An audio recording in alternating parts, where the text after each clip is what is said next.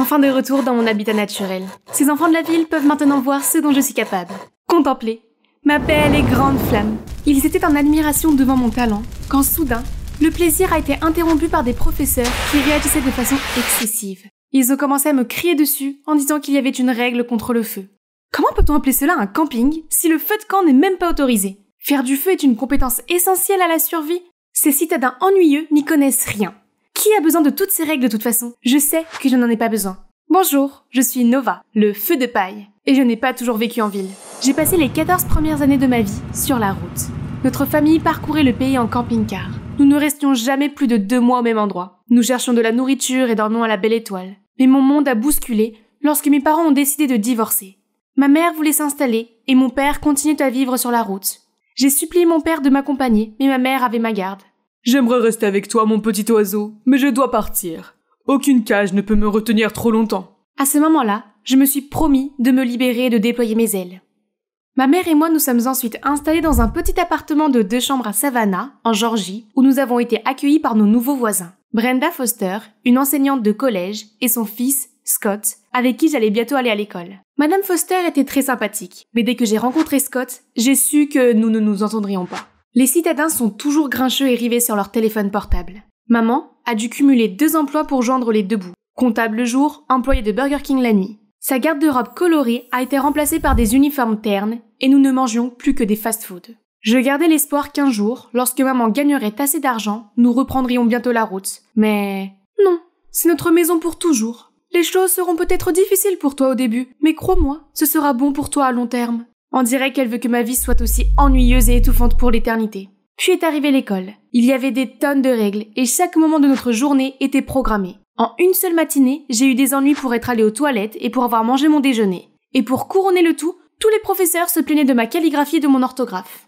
Mais les choses étaient pires quand j'étais avec d'autres enfants. J'entendais leurs chuchotements partout où j'allais. Une fille est même venue me demander pourquoi je portais des vêtements hippies bizarres. Mes vêtements ne sont pas bizarres, c'est vous qui l'êtes. Même lorsque certaines d'entre elles m'ont invité à m'asseoir avec elles au déjeuner, je me suis sentie comme une étrangère. Quelqu'un veut une boisson rose après l'école? Pas moi, j'économise pour le Eras Tour. Comptez sur moi, j'entre dans mon air de fille rose. Aucun des mots qu'elles prononçaient n'avait de sens pour moi. Enfin, elles m'ont posé des questions sur mon ancienne vie. Eh bien, nous n'étions pas obligés de manger cette cochonnerie. Nous pouvions trouver des légumes frais sur la route, et je sais comment dépecer les animaux tués sur la route. Et tous les jours, nous essayions de nombreux fruits et champignons différents. Mais faites attention, un simple champignon peut vous tuer. Mais à ce moment-là, j'ai remarqué qu'elles étaient soit muettes, soit aussi pâles qu'un fantôme. Ai-je dit quelque chose de mal?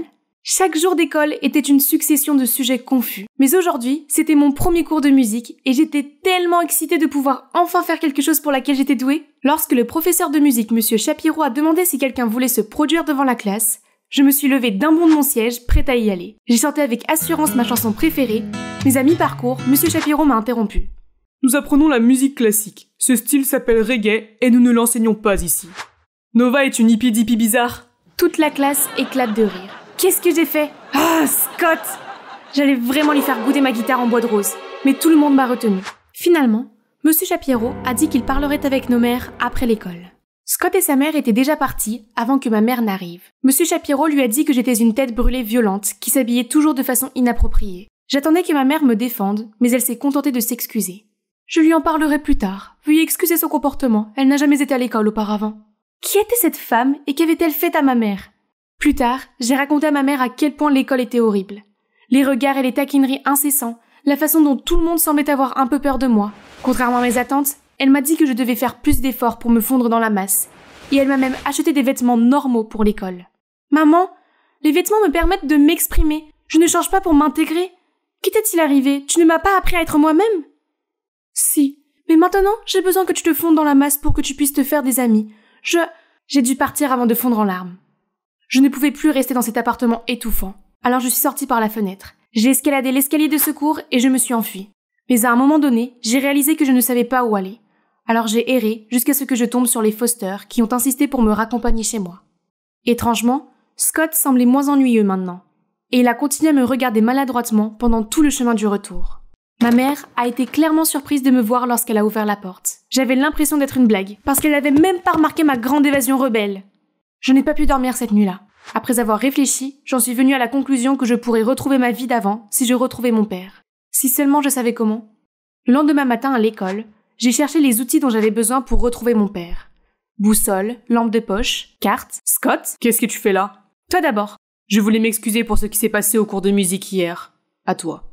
Je rassemble ce dont j'ai besoin pour retrouver mon père, et il n'y a rien que tu puisses faire pour m'en empêcher. T'en empêcher? On dirait que tu as besoin d'aide. Ces choses t'ont peut-être aidé il y a des centaines d'années, mais de nos jours nous n'utilisons qu'Internet. Je ne voulais pas de l'aide de Scott, mais il avait peut-être raison. Je n'avais aucune idée d'où commencer, et j'avais du mal à comprendre comment utiliser mon téléphone portable. Peut-être que j'ai besoin d'un peu d'aide pour apprendre à utiliser Internet. Suis-moi.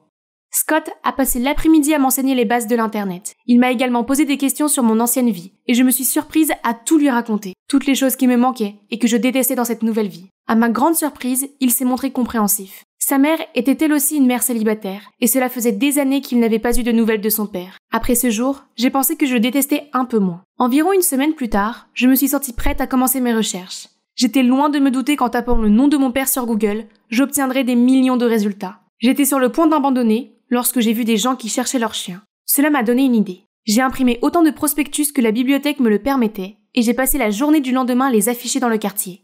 J'ai été surprise par un numéro de téléphone étrange. Allô? Oui, bonjour, je viens de voir un hippie paumé errer dans les environs, et je pense qu'il correspond à la description que vous avez donnée. J'ai été très impressionnée par la rapidité avec laquelle j'ai reçu une réponse. C'est alors que j'ai vu Scott, à un demi-pâté de maison, qui me souriait, son téléphone portable à la main. Ce truc d'internet que tu m'as appris ne sert à rien. Trouver des gens n'est pas si rapide, même avec Internet. Ta meilleure chance serait la base de données du poste de police. Tu es sûr que tu... Je n'ai pas eu besoin d'en entendre plus, et j'ai immédiatement fait signe à une voiture de police qui passait par là. Par ici, officier. L'officier s'est arrêté et a baissé sa vitre. Bonjour, monsieur. S'il vous plaît, emmenez-nous au poste. Qu'est-ce que vous faites, les enfants? Où sont vos parents? Eh bien, je cherche mon père.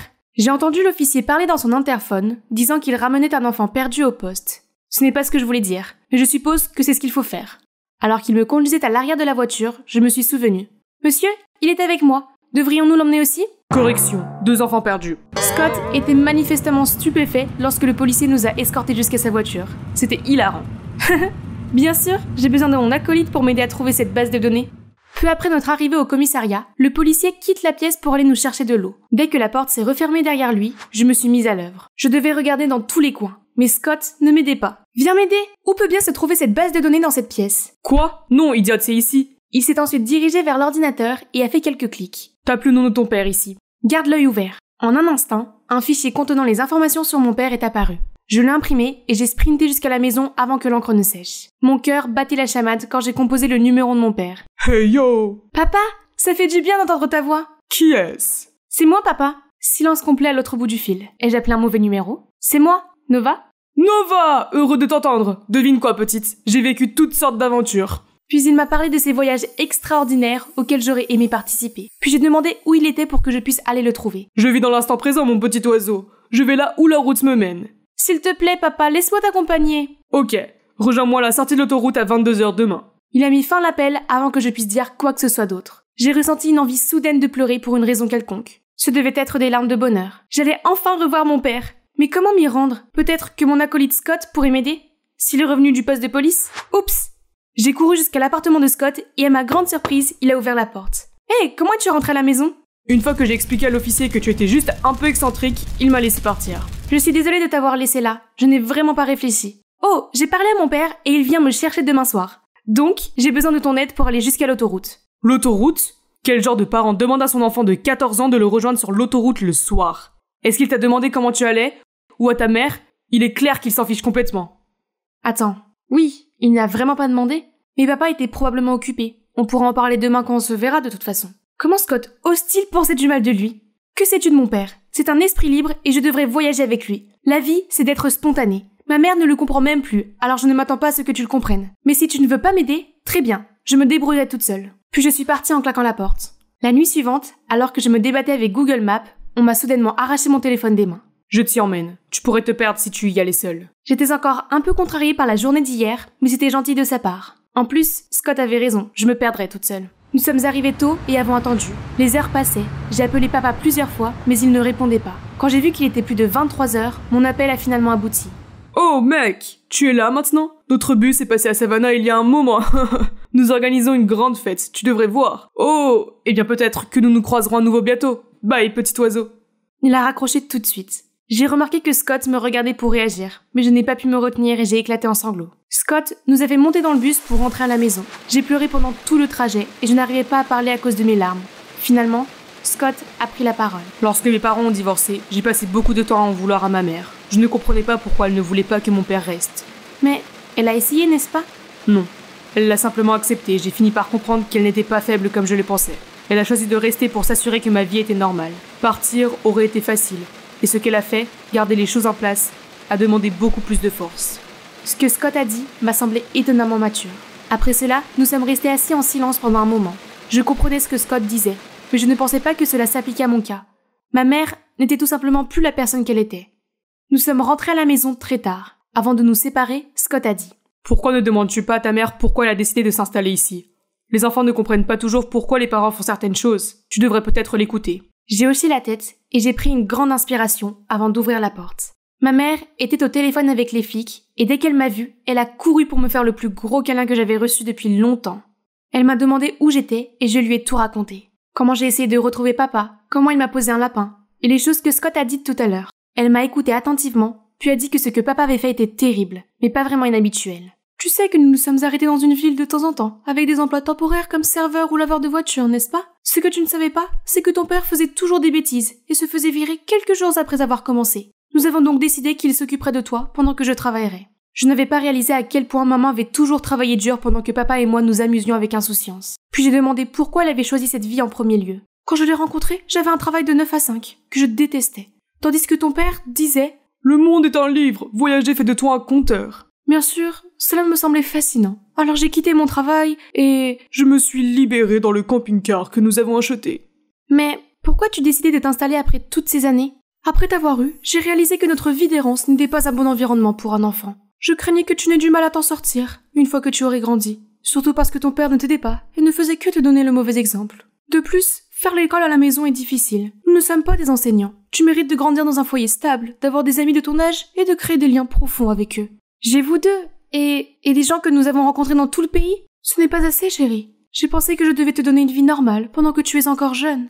Tu seras mieux préparée à prendre tes propres décisions plus tard, en tant qu'adulte. C'était injuste pour toi, parce que tu n'as pas choisi cette vie. C'est nous qui l'avons choisie. Le ressentiment que j'avais à l'égard de ma mère a fondu, pour laisser place à une profonde gratitude pour tout ce qu'elle a sacrifié. Je n'étais pas douée pour les mots, alors je lui ai dit cela de la meilleure façon possible. Notre ancienne vie te manque-t-elle? Eh bien, oui.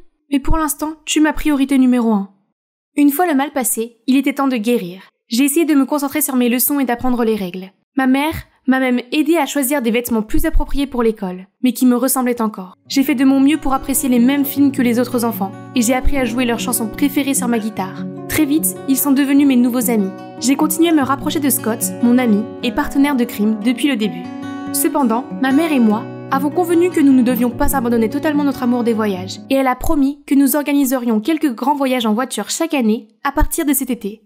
J'attends avec impatience notre voyage aux chutes du Niagara avec Madame Foster et Scott. Regardez ce magnifique bateau doré. N'est-ce pas parfait pour mon 16e anniversaire? Oui, voici la partie la plus excitante de la soirée. Les cadeaux, bien sûr. Tous les invités se sont alignés, impatients de me remettre leurs cadeaux. Monsieur Robinson m'a acheté cette eau de parfum dans une délicate bouteille dorée. Ouais, j'aime. Et ensuite, oh, une paire de chaussures Jimmy Choo de chez Mitchells, dorées bien évidemment. Jolie couleur, mais les talons sont beaucoup trop bas. Quelle déception, je vais devoir m'en passer. C'est vrai, chacune de mes affaires doit suivre des normes spécifiques. Pourquoi, vous vous demandez?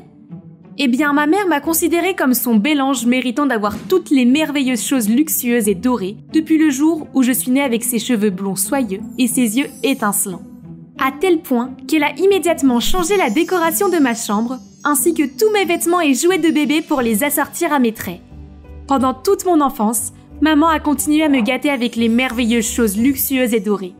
Une fois, j'ai demandé un piano et voilà, un piano classique en or pur est apparu. Pouvez-vous le croire?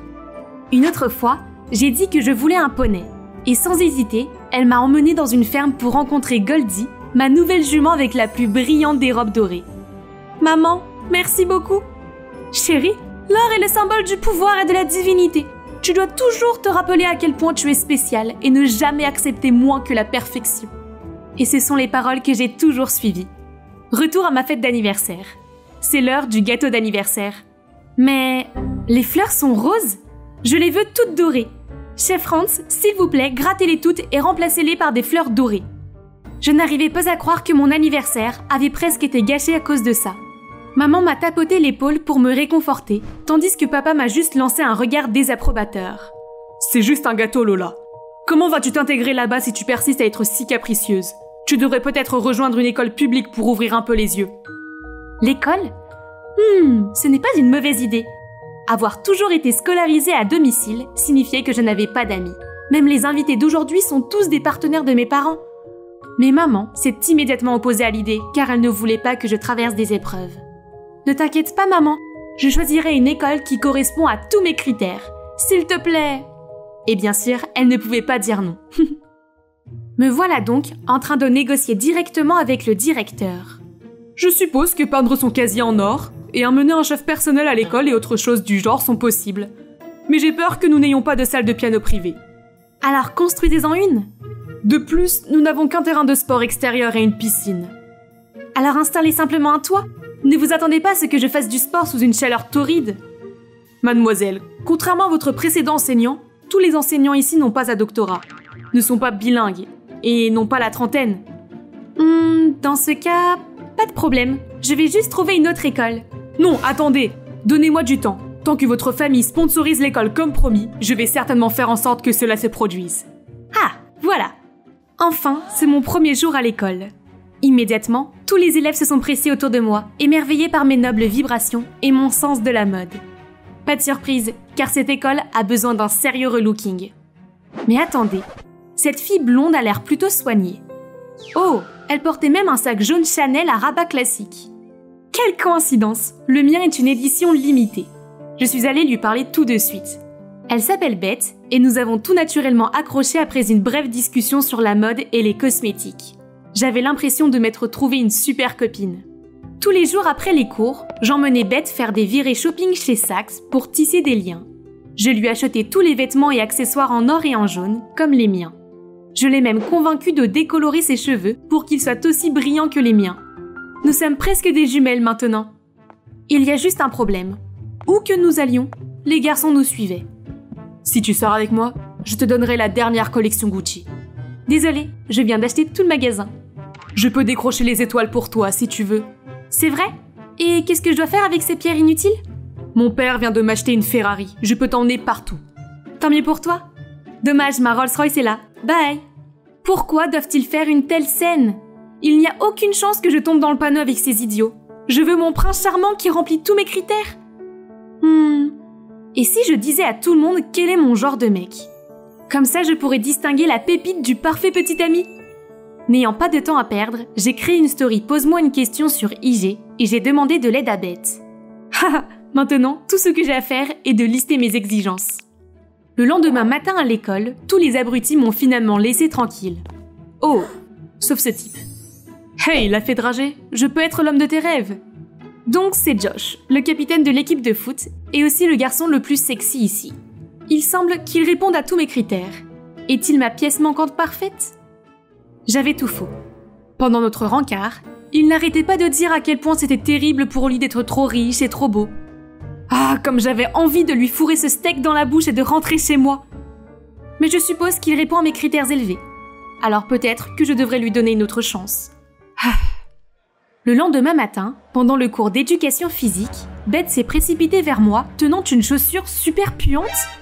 Lola, Josh t'a menti. Il ne mesure pas 1m90.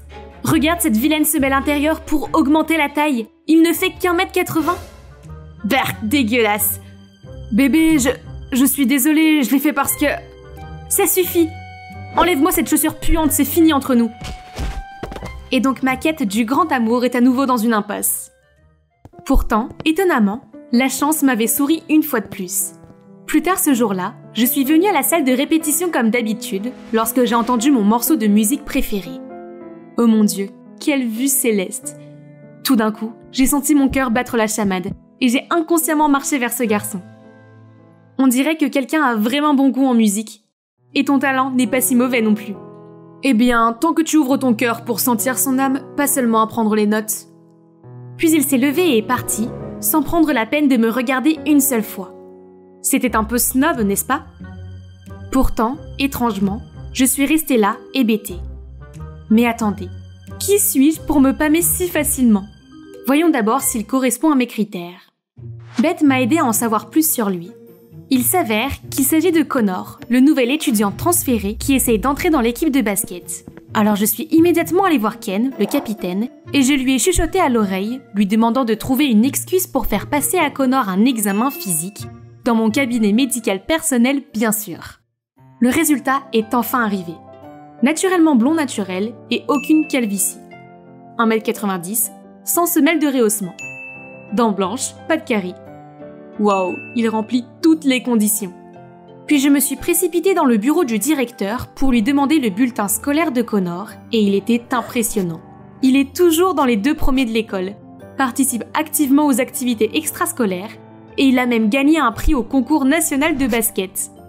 Oh mon Dieu, il est parfait. Mais attendez, il y a encore une condition. Ça devrait être facile. Juste un peu plus haut. Plus haut. Ah, ils sont là. Mais ces filles étaient trop obsédées par ses abdos. Ce sont les miens, d'accord? C'est vrai, il n'y a aucun doute que Connor est mon monsieur parfait. Après cela, je lui ai timidement tendu une bouteille d'eau minérale à l'étiquette dorée et lui ai demandé s'il voulait s'entraîner au piano avec moi. Mon cœur battait à tout rompre. Mais il a juste marmonné. Désolé, mais j'ai déjà un rendez-vous. Puis il m'a dépassé pour aller vers Lily. Quoi? Cette fille ringarde sans aucune compétence sociale? Il n'y a pas moyen que je parte contre elle. J'ai demandé au directeur de changer toutes mes classes pour celle de Connor, afin que je puisse facilement l'approcher. Mon incroyable conseillère Beth m'a également aidé à concevoir une stratégie étape par étape super détaillée. Et bientôt, Connor ne sera plus qu'ennuyé avec Lily et tombera amoureux de moi. Première étape, l'attraction olfactive. Beth m'a dit que Connor adorait ce parfum sans marque. Alors j'en ai vaporisé un peu et je suis entrée en classe en toute confiance. Mais pourquoi les gens éternuaient-ils autant? Même Connor fronçait les sourcils et se tenait le nez. Hey Lola, tu ne t'es pas douchée ce matin, n'est-ce pas? Vaporiser une bouteille entière de parfum bon marché n'aidera pas. Et toute la classe a éclaté de rire. Ah, quelle humiliation! Ok, plan B. Beth a suggéré une grande confession. Super idée. Donc, à la fin de l'école, les Pam Pam Girls et moi avons commencé une performance en plein milieu de l'entrée pour demander à Connor de sortir avec moi. Mais avant qu'il puisse réagir, une fille a soudainement perdu l'équilibre et a entraîné tout le monde sur moi. Aïe! Cette fois, il sera sans doute ému. Mais alors que je l'encourageais, Connor a raté son tir et la balle a volé droit sur moi, me faisant tomber la tête la première dans l'aisselle de ce type qui sentait mauvais. Burk! Pourquoi est-ce que tout va toujours mal? Soudain, je suis tombée sur Josh. Il a attrapé ma main et a commencé à me supplier de le reprendre. Il a dit qu'il avait essayé toutes sortes de moyens pour devenir plus grand et qu'il avait réussi à atteindre 1m90 maintenant. Donc, je devrais arrêter de poursuivre Connor et devenir sa princesse à la place. Bon sang, je ne suis vraiment pas d'humeur pour se désespérer. Lâche-moi! Je suis ensuite tombée sur Beth en partant. Elle est venue me dire qu'elle venait de trouver un autre moyen de conquérir Connor. On dirait qu'il aime vraiment Lily. On doit les séparer. Donc, j'ai appelé Lily dans un coin et lui ai dit que tant qu'elle restait loin de Connor, je lui achèterais tout ce qu'elle voulait. Tu sais, tout ne s'achète pas. Connor ne s'intéresse pas à toi, alors tu ferais mieux d'abandonner. Tu ne fais que l'agacer. Quoi? Je ne m'attendais pas à ce que la calme et ringarde Lily dise ça à quelqu'un d'aussi brillant que moi. Les mots de Lily m'ont dérangée toute la journée. Avais-je tort de continuer à poursuivre Connor? Soudain, quelqu'un est passé en courant devant la fenêtre et a éclaboussé Lily d'un seau entier de peinture. J'étais assise là, déconcertée par ce qui venait de se passer, quand Connor a immédiatement enlevé sa veste et couvert Lily. Tu es derrière tout ça, n'est-ce pas? Tu as vraiment dépassé les bornes. Reste loin de nous. Attends, il pensait que j'avais fait ça? C'est vrai que je n'aimais pas Lily, mais je voulais juste qu'elle reste loin de lui. Je n'ai jamais voulu qu'elle soit couverte d'une horrible peinture violette. Mais le pire était à venir, car le lendemain, Connor est arrivé à l'école avec des cheveux noirs. Tes beaux cheveux, pourquoi tu les as ruinés? Mais Connor s'est contenté de me regarder et a essayé d'éloigner Lily. Tu sais, il y a tellement plus à Connor que sa couleur de cheveux. Est-ce que tu l'aimes pour lui ou juste parce qu'il correspond à tous tes critères absurdes? Si tu l'aimes vraiment, pourquoi ne pas changer tes critères pour lui? Je suis restée sans voix. Lily avait raison. Je pensais vraiment que tous ces critères étaient suffisants pour faire un petit ami génial. Puis j'ai réalisé que Josh avait tout ce qu'il fallait. Mais je ne voulais pas de lui. Je voulais seulement Connor. Allons-y, Lily. Quelqu'un d'aussi naïf et gâté ne comprendra jamais ce qu'est le véritable amour. Laisse-la à ses manigances. Attends, pourquoi insistes-tu sur le fait que c'est moi qui ai fait du mal à Lily? Laisse tomber la comédie. Je sais que ce coup de peinture n'était qu'un de tes nombreux coups bas. Beth m'a déjà envoyé la vidéo où tu n'as pas réussi à corrompre Lily. Hein? Beth? Pourquoi a-t-elle fait ça? Je ne comprenais toujours pas quand soudain le directeur a appelé Beth dans son bureau. Je me suis précipitée là-bas pour découvrir que le coupable qui avait éclaboussé Lily de peinture avait été attrapé. Et il a révélé que le commanditaire était Beth? Au début, elle a essayé de nier. Mais quand le garçon nous a montré leur texto à propos du marché, elle a dû avouer. Toi, tu m'as tout volé. Avant que tu n'arrives ici, j'étais la fille populaire. Mais maintenant, les gens me voient seulement comme ta réplique. Pourquoi es-tu si obsédée par cette couleur dorée hideuse et tes normes stupides? Je n'arrive pas à croire que Josh t'apprécie, alors que c'est moi qui étais à ses côtés quand tu l'as largué. Hein? Beth aimait donc Josh depuis tout ce temps?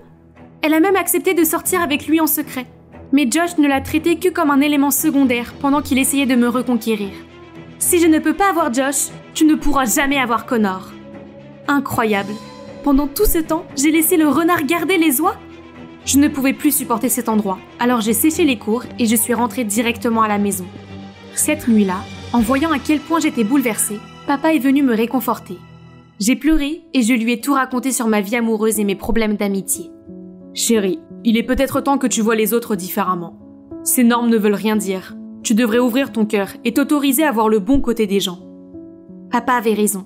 J'étais tellement attachée à ces critères que je ne pouvais pas voir la vraie nature des gens qui m'entouraient.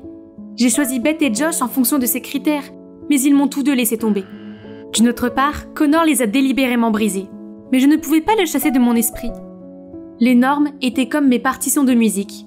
Je jouais chaque note correctement, mais j'étais tellement prise dans le côté pratique que j'avais oublié d'embrasser l'âme. Donc le lendemain matin, je suis allée m'excuser auprès de Connor pour les problèmes que j'ai causés à lui et Lily. Je veux juste que tu saches que je t'aime vraiment bien, peu importe la couleur de tes cheveux. Mais je peux te poser une question? Qu'est-ce que tu aimes tant chez Lily? Quoi? Tu penses que je sors avec Lily?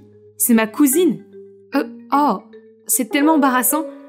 Mais attends, dans ce cas, ça veut dire que j'ai encore une chance? Tu te souviens quand tu avais 10 ans, tu as participé à un concours de piano pour enfants. Un collier en or a été volé dans l'hôtel où vous étiez. Ouais, j'ai juste un vague souvenir de cet incident. Le suspect était un garçon blanc, le fils d'une employée. Mais j'ai plutôt remarqué le collier dans la poche d'un homme. Laisse le garçon tranquille, cet homme est le voleur. Donc, ce garçon était Connor? Il était reconnaissant et super impressionné par la fille innocente et juste de l'époque, qu'il m'a reconnue tout de suite le jour où nous nous sommes revus. Cependant, quand il a vu à quel point j'étais arrogante, il a pensé que j'avais changé pour le pire et m'a ignorée. Maintenant, je vois que la fille admirable que je connais est toujours là après tout ce temps. Donc, ça ne me dérangerait pas qu'on commence à se connaître de nouveau. Vraiment? Souhaitez-moi bonne chance cette fois, les gars. Encore un beau dimanche. Je me vantais auprès de la nounou Emma de ma merveilleuse aventure. Mon Dieu, c'est incroyable! Tu n'as pas eu peur? Bien sûr que non. C'est papa qui m'a appris. Pourquoi es-tu encore là, Aimée? Prépare-toi pour ta leçon de piano. Oh, c'est maman. Encore une fois. Elle s'est précipitée, m'a arraché le téléphone des mains et m'a dit « Pars maintenant ou j'efface toutes ces vidéos !» D'accord, efface-les. Rien de ce que tu feras ne me fera plus m'intéresser à ces billes qui font du bruit. Puis je suis partie dans ma chambre. Toujours le ballet, le piano et le violon. Quel genre de mère oblige son enfant à faire des choses qu'il n'aime pas? Ah, je ne reculerai pas cette fois-ci. J'ai sauvegardé toutes mes vidéos en ligne de toute façon. Elle ne peut pas me contrôler. Quoi? Hein? Quoi d'autre? Je me suis retournée et j'ai vu maman tomber à genoux. Non! Non, ce n'est pas possible! Ce matin, mon mari était là! Papa a été victime d'une attaque cérébrale lors d'un voyage d'inspection d'une mine. Et l'hôpital n'a pas pu être atteint à temps pour le sauver. Comment est-ce possible? Ce n'est pas seulement mon père, c'est aussi mon meilleur ami? Je parie que la nouvelle est tout aussi difficile à accepter pour ma sœur Brionna, car c'est toujours elle qui l'accompagnait dans ses voyages d'affaires. C'est le meilleur père que nous ayons jamais eu, mais il est parti.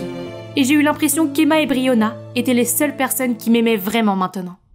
La semaine dernière, papa était assis là, à côté de moi. « Chérie, Ce n'est pas bon pour toi de rester à la maison et de te morfondre. Pourquoi ne pas sortir d'ici pendant quelques jours? Et aller où? La semaine prochaine, ta sœur part en voyage dans une nouvelle mine. Tu peux l'accompagner? Je suis sûre qu'elle appréciera ta compagnie. Je ne sais pas. Je n'aime pas les voyages d'affaires. Tu pourras vivre des aventures pendant que tu seras là-bas. Il y aura sûrement des randonnées et des choses que tu aimes faire. Depuis quand maman soutient-elle mes loisirs? Elle ne doit vraiment pas vouloir de moi, hein? Si c'est ce qu'elle veut. D'accord, bien sûr. Nous étions déjà en retard pour notre vol quand Briona a réalisé qu'elle avait oublié son passeport. Je voulais rester avec elle, mais elle a insisté pour qu'au moins l'une de nous deux prenne le vol. Elle m'a assuré qu'elle prendrait le prochain vol et que nous nous reverrions bientôt. Je lui ai donc dit au revoir et je me suis dirigée vers la porte d'embarquement. En attendant l'arrivée de Briona, j'ai déjà réservé une séance de parachutisme recommandée par la réceptionniste de l'hôtel. Ce truc-là, c'est mon truc. Mais le temps n'est pas au beau fixe. Vous êtes sûr que c'est normal? 100% sûr. C'est ce qui fait la particularité de cet endroit. Les gens viennent de partout juste pour ces vents. C'est ce qu'on appelle des sports extrêmes, n'est-ce pas? Oui, c'est ça. Allez-y. Donc à 3, j'étais en chute libre. C'était une exaltation sans pareil, le frisson ultime. Jusqu'à ce que je déploie mon parachute. Au lieu de flotter doucement vers le sol, j'ai été emportée par une rafale de vent après l'autre. Puis j'ai perdu connaissance. J'ai lentement ouvert les yeux. Que s'est-il passé? Suis-je au paradis maintenant? J'ai regardé autour de moi et je n'ai vu qu'une plage entourée d'une forêt dense. Cet endroit était manifestement désert. Peut-être pas si désert que ça. J'y ai vu un groupe de personnes tribales, vêtues d'habits étranges, brandissant des lances. J'ai essayé de m'approcher pour mieux voir, mais... Game over. Ils se sont tous tournés dans ma direction. Je me suis immédiatement baissée, mais leurs pas se sont intensifiés. J'ai retenu mon souffle en espérant un miracle. Ah non, c'est définitivement ma fin.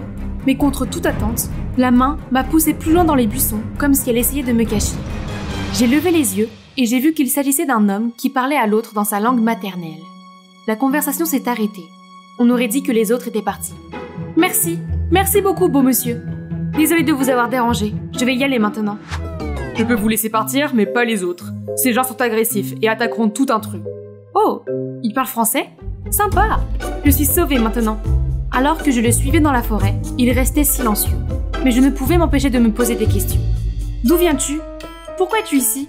Tu n'es pas d'ici, n'est-ce pas? Es-tu un scientifique? Peux-tu au moins me dire ton nom? Silas. Ok, Silas. Est-ce que je peux emprunter ton téléphone pour appeler ma sœur? Elle viendra me chercher. Tu crois que je serais là si j'avais un téléphone? Je suis aussi arrivé ici par accident il y a quelques années. Vivre comme l'un d'entre eux est la seule façon de survivre ici. Au moins, jusqu'à ce que quelqu'un vienne nous sauver. Non, non, ce n'est pas possible! Ce n'était pas une île déserte, mais j'y étais certainement abandonnée. Nous sommes arrivés à une grotte de l'autre côté de l'île, où selon Silas, les habitants ne se promènent jamais. Tu seras en sécurité ici. Je reviens tout de suite. Je n'avais pas besoin qu'il prenne soin de moi. Il est peut-être resté ici pendant des années, mais pas moi. Je m'échapperai. Ce ne serait pas si difficile de construire un radeau, n'est-ce pas? J'ai donc rassemblé quelques bûches. Tu as faim? Silas est revenu et m'a lancé quelque chose enveloppé dans des feuilles. Ah! Éloigne-moi ces bestioles dégoûtantes! Je préfère mourir de faim! C'est un délice. Tu n'as aucun goût. Reste ici. Ne fais rien de stupide. Il commence à faire nuit, alors je dois m'endormir, affamée, dans cette grotte étouffante et gluante. Il y a de la mousse sale et des insectes partout. Berk! À l'aube, je n'en pouvais plus. Je me suis levée pour continuer à travailler sur mon radeau. Tada! C'est facile! Maintenant, adieu île stupide. Mais non! Mon beau radeau s'est effondré et a coulé dès qu'il a touché l'eau. Vaincue, je m'allonge sur le sable, frustrée. Soudain, j'ai entendu un sifflement. Silas? Comment suis-je censée monter là-haut? Suis-je son animal de compagnie? Qu'est-ce qui se passe? Tu m'as fait marcher jusqu'ici. Je n'ai pas mangé depuis un jour. Alors, allons prendre un petit déjeuner. Mais va te changer d'abord. Il m'a ensuite emmené à une rivière et m'a montré comment attraper des poissons. Comment suis-je censée prendre mon petit déjeuner avec ce bâton? Regarde et apprends, princesse. Puis Silas enfonce les lances dans l'eau, encore et encore, jusqu'à ce qu'elles soient pleines de poissons. Ok, tu veux me défier? C'est facile. Seulement, ce n'est pas le cas. C'est comme si les poissons pouvaient lire dans mes pensées. Cela fait une demi-heure et toujours rien. Il y a beaucoup de poissons dans la mer, mais tu n'arrives pas à en attraper. N'attends rien de mon lot. Peu importe, je n'ai pas faim. Je n'ai pas besoin de lui. Ma sœur viendra sûrement me sortir d'ici, dans notre hélicoptère privé, bientôt. Mais Silas en rajoutait, faisant griller du poisson devant moi jusqu'à ce que l'odeur délicieuse m'emplisse le nez. Mais je ne céderai pas à ça. C'est la meilleure solution, à moins que tu ne veuilles essayer le rat grillé ou la cigale ou... Très bien, donne-moi. Quand on s'est rencontrés, je t'ai trouvée mignonne. Mais après avoir vu ça... Ah, ce Tarzan prétentieux. Rassasié maintenant? Alors c'est l'heure du travail. Le travail? Donc tu me gardes seulement pour être ton esclave? Tu veux continuer à vivre dans cette grotte? Tu ne devrais pas voler la maison des insectes. Nous avons continué à nous enfoncer dans la forêt jusqu'à ce que nous atteignions cet énorme arbre. Nous devrions te construire un abri là-haut. Tu seras à l'abri de la faune et les indigènes ne vont pas dans cette zone. Est-ce qu'il faut que ce soit si haut? S'ils sont si dangereux, comment as-tu pu survivre ici aussi longtemps? Tu te moques de moi? J'ai eu beaucoup de chance. J'ai été emporté par une tempête alors que je naviguais seul. Quand j'ai échoué ici, les indigènes étaient prêts à, tu sais, m'envoyer à Dieu. Mais heureusement, la fille du chef, Nora, a désespérément supplié son père de me laisser vivre. Et pour une raison ou une autre, il l'a fait. Cela n'arriverait pas à n'importe qui. Oh, cette Nora a dû avoir un coup de foudre? C'est pour ça que tu es resté ici tout ce temps? Tellement romantique. Arrête de perdre ton temps. Mettons-nous au travail. La construction d'un abri s'est avérée plus difficile que prévu. Et Silas s'est montré très autoritaire. Passe-moi la grosse branche. Plus grosse. Aimé, la corde à rattan. Donne-moi un autre couteau. Attends une seconde. Laisse-moi reprendre mon souffle. Tu étais si déterminé il y a quelques minutes. Va faire une pause. Je veux finir avant le coucher du soleil. Je suis restée assise à regarder Silas travailler pendant que la nuit tombait. Et j'ai dû m'assoupir, car lorsque je me suis réveillée, la cabane était terminée. Pour être honnête, c'est mieux que ce que j'attendais de lui. Mais où est-il? J'ai regardé autour de moi, mais je n'ai trouvé que ses gribouillis sur le sol. Reste ici. J'étais contente d'avoir mon propre abri, mais il n'y avait rien à faire pour passer le temps. Soudain, j'ai entendu un bruit qui devait venir de la tribu. J'ai suivi la direction du son, en espérant ne pas me perdre. J'ai rapidement trouvé une clairière où un groupe d'indigènes était rassemblé autour d'un grand feu de camp. Ils chantaient quelque chose, d'autres dansaient, d'autres applaudissaient. Ils avaient l'air de s'amuser, ce qui m'a donné une vague de nostalgie. Pendant un instant, j'étais tellement perdue dans leur célébration que j'avais oublié que j'étais furtif. Oh oh, pas encore. J'aurais pu essayer de courir, mais je me suis figée. Heureusement, Silas s'est avancé, disant aux autres de rester. En s'approchant, nous nous sommes regardés brièvement avant qu'il ne fasse signe aux gens que la voie était libre. Puis il m'a fait un rapide clin d'œil avant de retourner au feu. Peu de temps après mon retour à la maison, Silas est rentré aussi. Tu essaies de te faire tuer? Je ne plaisante pas quand je dis que ce sera très mauvais s'il découvre ton existence. Je suis désolée, j'ai juste peur. Et je me sens seule. Je suis toute seule et ma famille doit me chercher partout. À ma grande surprise, Silas est venu me réconforter. Tout va bien se passer. Je te soutiens. Qui? Où? Comment tu es ici? Elle ne connaissait pas beaucoup le français, mais son arme pointée sur moi suffisait à savoir qu'elle était en colère. Silas s'est immédiatement précipité pour la calmer. Je ne sais pas ce qu'il disait, mais elle est partie, non sans m'avoir jeté un dernier mauvais regard. Il s'est avéré que c'était Nora. Oh, quel soulagement! Une connaissance! Pourquoi tu ne me l'as pas dit plus tôt? Ne te réjouis pas trop vite. Nora a insisté pour que tu partes immédiatement. Oh, elle sait comment? Alors, je n'ai pas vraiment le choix de rester ou de partir d'ici, n'est-ce pas? Ne t'inquiète pas, je m'occuperai de Nora. Et il a dû le faire parce que les jours ont passé et les indigènes ne sont jamais venus me chasser. Silas a continué à me rendre visite tous les jours, m'apportant des vêtements, m'apprenant à cueillir des fruits et à monter sur des branches. Bientôt, le travail s'est transformé en jeu. Il a commencé à m'enseigner les danses tribales et le vocabulaire. Et nous avons visité les chutes d'eau et les lacs autour de l'île. C'est très amusant. J'ai eu l'impression de repartir à l'aventure avec mon père. Confiante dans ma connaissance de l'île, j'ai commencé à m'aventurer seule. Mais Silas ne m'avait pas préparé à cela. Un léopard s'est montré et s'est approché lentement de moi. J'ai essayé de rester calme et de trouver un moyen de m'échapper, même si tout mon être était en train de paniquer. Soudain, Nora a surgi de nulle part et a caressé le léopard comme s'il s'agissait de son petit chaton. Elle lui a donné un poisson, puis le chaton s'est enfui joyeusement. Merci beaucoup. Je suis Aimée, l'amie de Silas. Silas, à moi! Oui, il est tout à toi. Je le déteste tellement, je ne voudrais même pas toucher une mèche de ses cheveux. Silas? Non. Nora souffle bruyamment avant de partir. Tiens, peut-être que je ne devrais pas le partager avec toi, puisque tu me détestes. Oh, arrête. Ma vie était en jeu. Ce n'est pas le moment d'avouer mes sentiments. Oups! Qu'est-ce que je viens de dire? J'ai continué à bégayer en trouvant des excuses bidons. Tu ne m'écoutes même pas, n'est-ce pas? Tu n'as rien entendu de ce que j'ai dit. Hein? Qu'est-ce que tu as dit? Il a souri et est parti sans un mot de plus. Je n'ai pas pu m'empêcher de sourire devant ce bracelet ridicule. L'île n'est pas si mal que ça. J'ai la liberté dont j'ai toujours rêvé. Je me réveille avec le lever du soleil et j'ai des choses comme ça. Ça, c'est la belle vie. Un jour, le soleil était déjà couché et Silas n'était toujours pas venu. Je commençais à m'inquiéter quand il est arrivé avec Nora.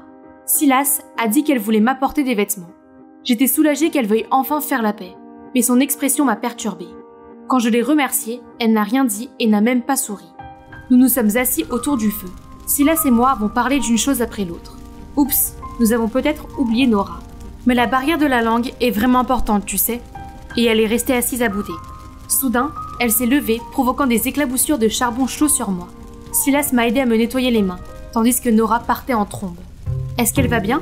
Tu devrais peut-être aller la suivre. Mais Silas m'a assuré qu'elle irait bien et est allé chercher de la sève d'aloe vera pour mes brûlures. Je pense qu'il interprète mal notre relation. Ah bon? Je pensais aussi qu'il se passait quelque chose. J'étais trop surprise, mais j'ai réussi à me ressaisir pour répondre maladroitement. Qui a dit ça? Je ne pense pas que tu m'aies formellement courtisé, monsieur. Demain sera donc notre premier rendez-vous. Dans la forêt des champignons, qu'en dis-tu? J'étais contente que Silas ait gardé cet endroit pour un rendez-vous, car tout y était intéressant et beau. En peu de temps, j'ai pris de l'avance sur Silas. Je savais que j'étais allée trop loin, mais quelque chose m'attirait plus profondément dans la forêt. J'ai marché le long de cette grotte en croyant voir un rayon de lumière au bout. Et il y en avait vraiment un. La grotte n'était pas un cul-de-sac, elle était juste recouverte de lianes. Et oh mon Dieu, c'est un autre paradis qui n'a pas encore été découvert. Il y avait l'épave d'un vieil hélicoptère. J'ai immédiatement appelé Silas, et il semblait n'avoir aucune idée à ce sujet non plus. Nous avons exploré l'hélicoptère toute la matinée, et ce n'était rien d'autre qu'un tas de ferrailles rouillées.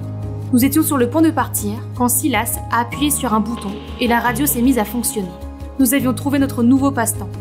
Depuis lors, nous y sommes allés tous les jours, en écoutant de la musique et des contenus préenregistrés.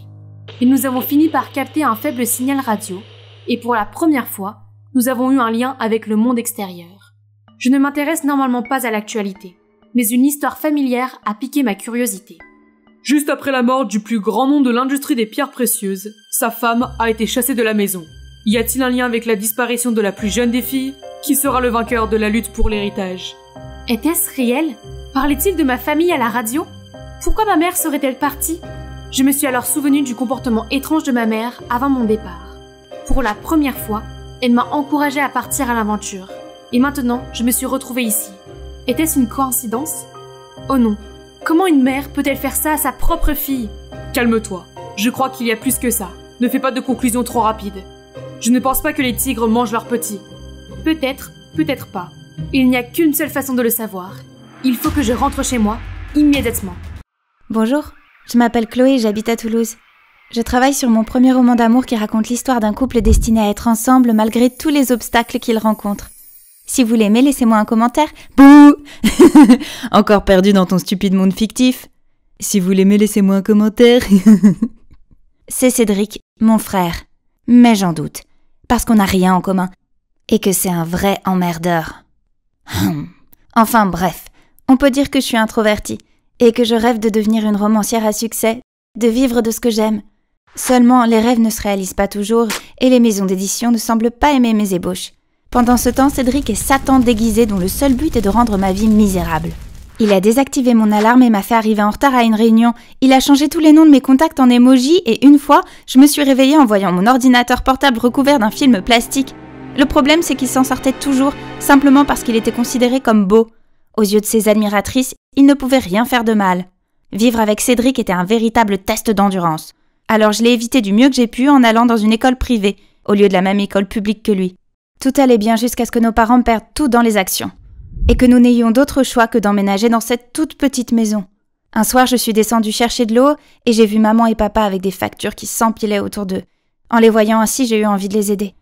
Le lendemain, je leur ai dit que l'école publique avait un club d'écriture créative et que je voulais y être transférée. Mes frais de scolarité n'étaient plus un fardeau, mais aller dans la même école que Cédric n'était pas idéal. Alors j'ai insisté pour qu'il fasse comme s'il ne me connaissait pas du tout. Pourtant, les premiers jours ont été terribles. Car je me perdais tout le temps et je me sentais pas à ma place. Je levais à peine les yeux et je reconnaissais les autres élèves qu'à leurs chaussures. Heureusement, il y a Emma, la fille aux baskets roses et blanches. C'est la seule personne qui m'a vraiment remarquée. Et lorsque je lui ai parlé de mes rêves d'écriture, Elle m'a vraiment soutenue. Nous sommes devenus les meilleurs amis du monde et nous pouvions parler de tout, même de mon ennuyeux frère. Les choses allaient mieux à l'école, mais pas à la maison. Mes parents s'efforçaient toujours de cacher leurs problèmes d'argent et Cédric était tout simplement Cédric. Ne voyaient-ils pas que ce n'était pas le moment de faire le clown ? Je les aidais autant que je pouvais en faisant le ménage, la lessive, la cuisine, et j'ai même travaillé à mi-temps dans une pâtisserie. Alors que lui ne faisait littéralement rien. Pourquoi tu n'arrêtes pas de faire l'imbécile ? Calme-toi, Serette. Même quand t'auras un amant, tout ce stress te donnera des cheveux blancs. Très bien. Agis comme un idiot et reste dans cet endroit idiot pour toujours. Je récupérerai notre ancienne maison toute seule. Après une journée bien remplie, je voulais juste rentrer à la maison et dormir. Mais en marchant le long du trottoir, j'ai aperçu Cédric en train de faire une performance stupide et bruyante. Ah, quel drôle d'égoïste. J'ai dû me retenir sérieusement, sinon mon poing allait certainement s'abattre sur son visage. Il me restait encore le dernier chapitre à terminer. Mon corps était prêt à lâcher prise, mais je ne pouvais pas me reposer. Pas si je voulais l'achever avant le lancement du livre de Louis Beaumont. C'est mon auteur préféré. J'avais prévu depuis des mois de m'envoler pour Nice et de lui remettre mon manuscrit. Soudain, la lumière s'est éteinte. On dirait que la compagnie d'électricité nous a coupés à cause des factures impayées. On ne peut pas vivre comme ça. Alors j'ai sorti un peu d'argent du dos du manuscrit. C'était de l'argent pour mon voyage à Nice. Mais cette situation est plus urgente, alors je dois faire ce que j'ai à faire. Maman, papa, voici un peu d'argent, juste pour aider un peu. Le lendemain, Cédric entre dans ma chambre avec un sourire narquois. Devine qui va à Paris ? Essaie de pas trop me manquer, d'accord ? Quoi ? Mais où as-tu trouvé ton argent ? Maman et papa, bien sûr, regarde. C'est mon argent ! J'arrive pas à y croire.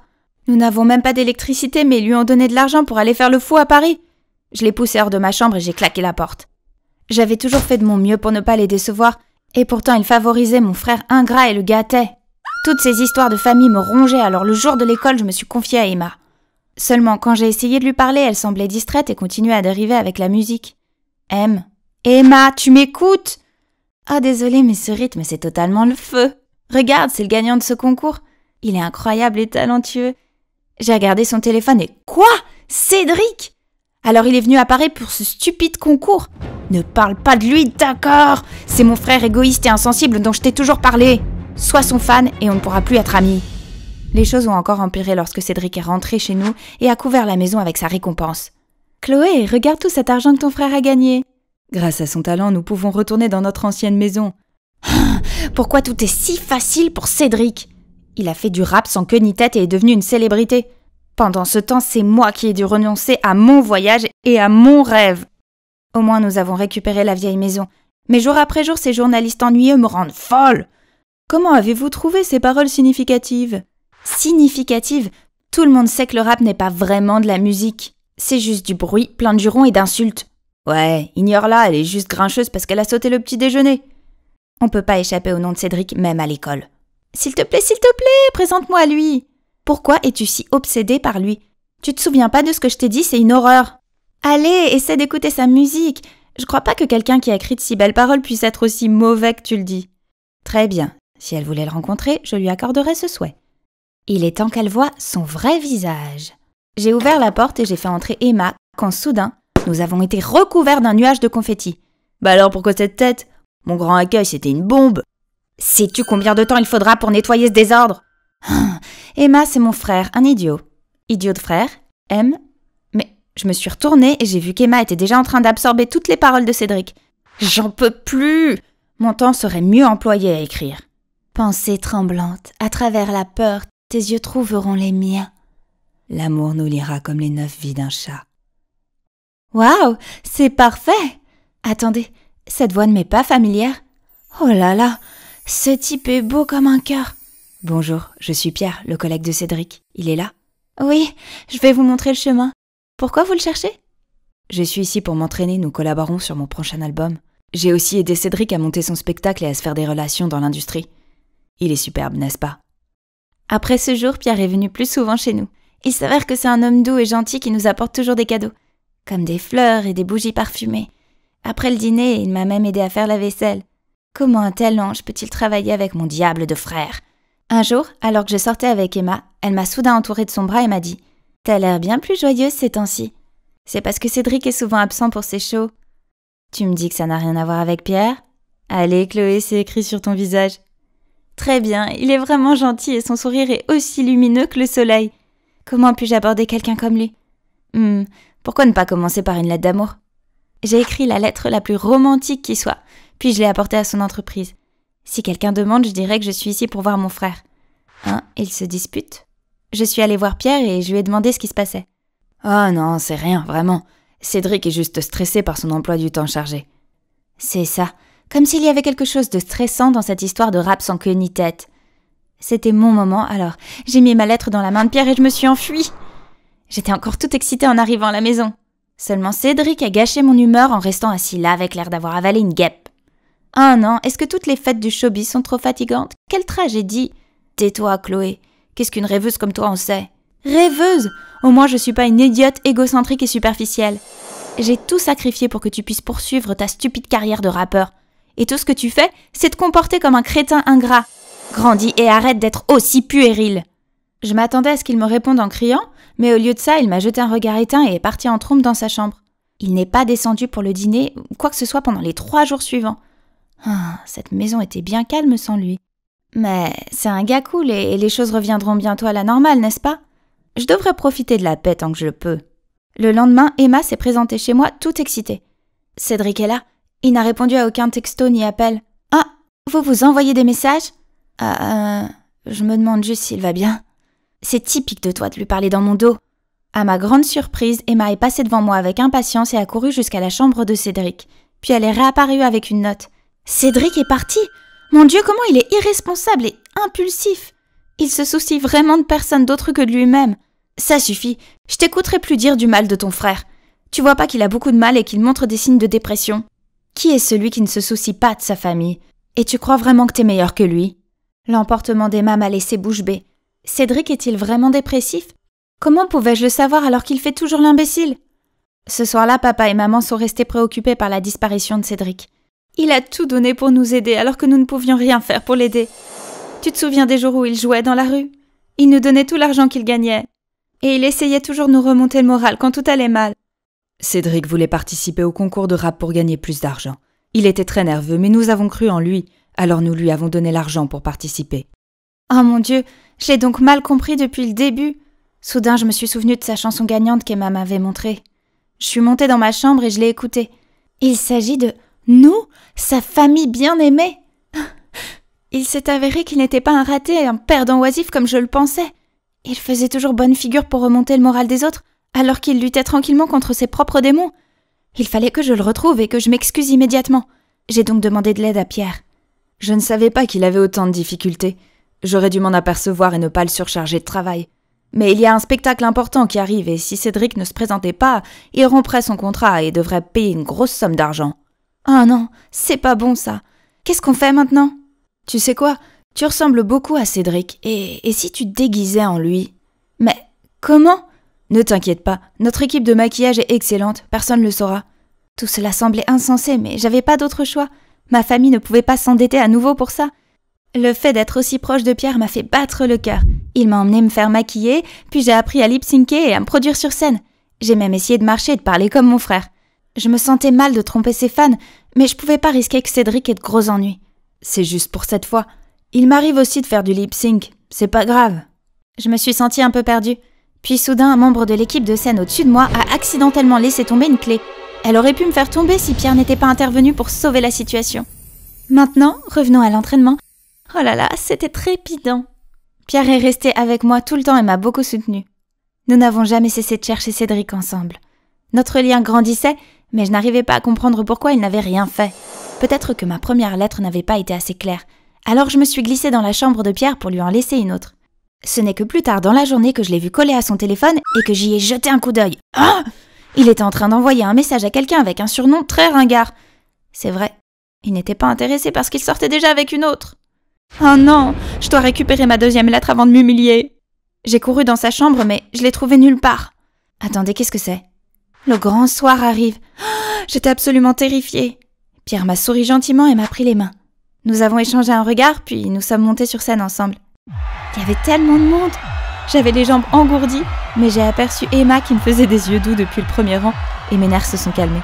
J'ai rapidement trouvé le rythme, puis j'ai dansé à la perfection. Mais au milieu de la chanson, les lumières se sont soudainement éteintes. Une silhouette obscure s'est avancée vers moi. Cédric! Le public s'est exclamé puis a applaudi avec enthousiasme pendant que Cédric poursuivait le reste de son spectacle. Pendant la pause, je me suis rendue dans les coulisses et j'ai vu Pierre saisir le bras de Cédric. « Cédric, où étais-tu ? On s'est tous inquiétés. »« Laisse tomber la comédie. Tu te sers de moi pour t'enrichir. Tu m'as forcé à faire spectacle sur spectacle et quand j'étais épuisée, tu m'as poussé à faire du lip-syncing. »« Qu'est-ce que tu racontes ? Ces spectacles t'aident à gagner du soutien. Les débuts dans cette industrie sont difficiles. Je t'ai même prêté de l'argent pour que tu récupères ta maison. »« Tu parles de l'argent que tu as utilisé pour lier mon frère avec ce contrat stupide ? Tu as obligé Cédric à travailler exclusivement avec toi, à se produire 2 ans gratuitement pour éponger sa dette. Mais d'après ses reçus pour chaque spectacle, l'argent qu'il aurait dû recevoir dépassait déjà le montant qu'il te devait.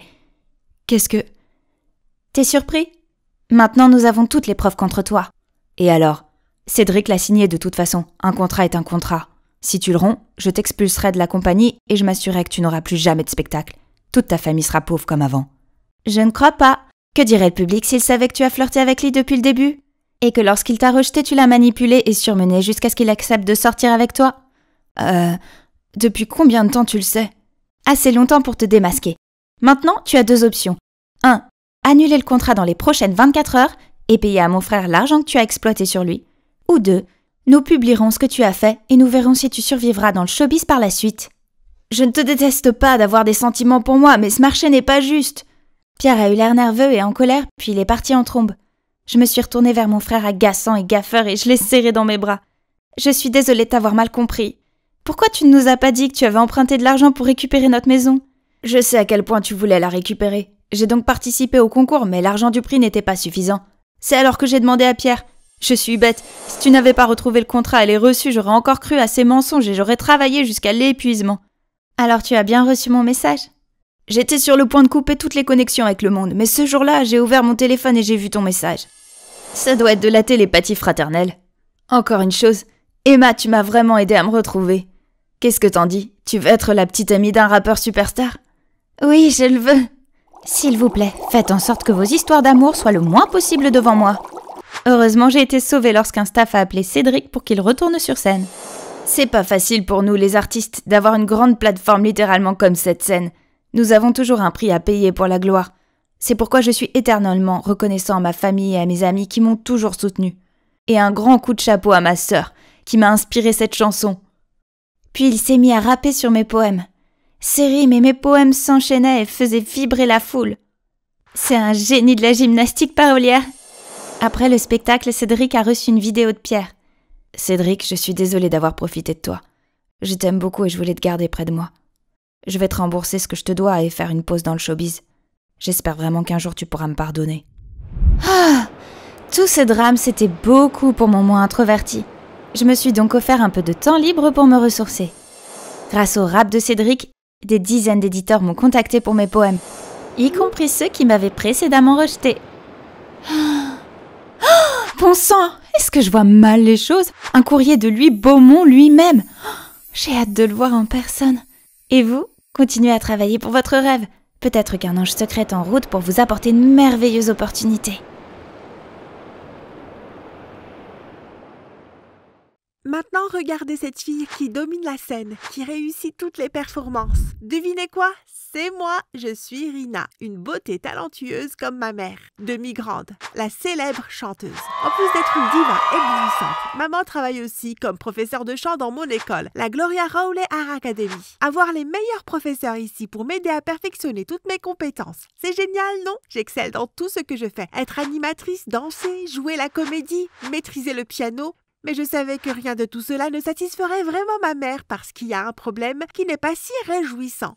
Je suis sourde d'oreille. À 7 ans, une fois que j'avais chanté à tue-tête dans un cours de chant, le professeur a demandé à ma mère quand elle est venue me chercher. « Oh, donc Rina est vraiment votre fille ? Quel dommage qu'elle n'ait pas hérité de votre voix. Elle est tellement en décalage qu'on a tous dû se boucher les oreilles. » Mais en plus de chanter, je peux encore briller sur scène d'autres façons. Par exemple, en étant comédienne à la soirée de pré-écoute du nouvel album de ma mère. Tout se passait bien jusqu'au morceau numéro 6 où les haut-parleurs et l'écran sont tombés en panne. En bon professionnel que je suis, j'ai réussi à divertir la foule grâce à mon charisme et à mes pas de danse.